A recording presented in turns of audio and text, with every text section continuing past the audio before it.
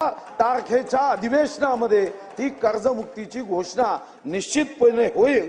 निजामाच्या तावडीतून तर सुटलो पण अधिकाऱ्यांच्या तावडीत सापडलो असं दुःख कोणाच्याही वाट्याला येता कामा नये।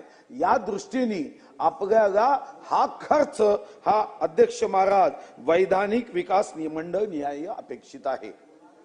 यामध्ये आपण शेतकऱ्यांच्या दृष्टीने अभिभाषणामध्ये महामहिम राज्यपाल महोदयांनी शेतकऱ्यांच्या हितासाठी केलेल्या काही योजनांना स्पर्श केला।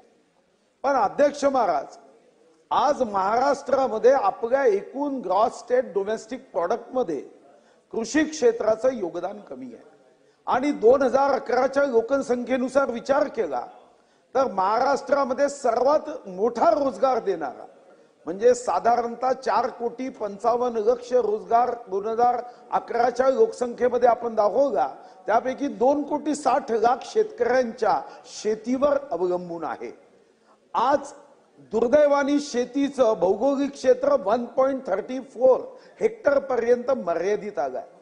शेतकऱ्यांना सर्वात मोठी मदत ही शासनाच्या वतीने करावयाची असेल तर ती कर्जमुक्तीची आहे। त्याला पुन्हा एकदा या बोझ्यातून मुक्त केलं पाहिजे, या ओझ्यातून मुक्त केलं पाहिजे। आणि खरं तर आपण राज्य सरकारचा मॅनिफेस्टो देतानाच या संदर्भामध्ये आपली भूमिका स्पष्ट केली की आपण कर्जमुक्ती देणार आणि मला विश्वास आहे की आपण रघुकुल रीत सदा चली आई प्राण जाय पर वचन न जाय।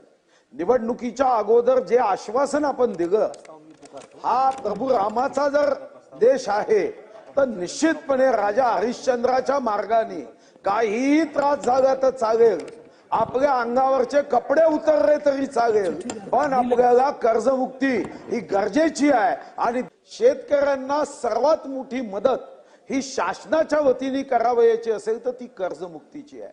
त्याला पुन्हा एकदा या बोझ्यातून मुक्त केलं पाहिजे, या ओझ्यातून मुक्त केलं पाहिजे। आणि खरं तर आपण राज्य सरकारचा मॅनिफेस्टो देतानाच या संदर्भामध्ये आपली भूमिका स्पष्ट केली की आपण कर्जमुक्ती देणार आणि मला विश्वास आहे की आपण रघुकुल रीत सदा चली आई प्राण जाय पर वचन न जाय। निवडणुकीच्या अगोदर जे आश्वासन आपण दिलं हा प्रभू रामाचा जर देश आहे तर निश्चितपणे राजा हरिश्चंद्राच्या मार्गाने काही त्रास झाला तर चालेल, आपल्या अंगावरचे कपडे उतरले तरी चालेल, पण आपल्याला कर्जमुक्ती ही गरजेची आहे। आणि 10 तारखेच्या अधिवेशनामध्ये ती कर्जमुक्तीची घोषणा निश्चितपणे होईल हा माझी अपेक्षा आहे।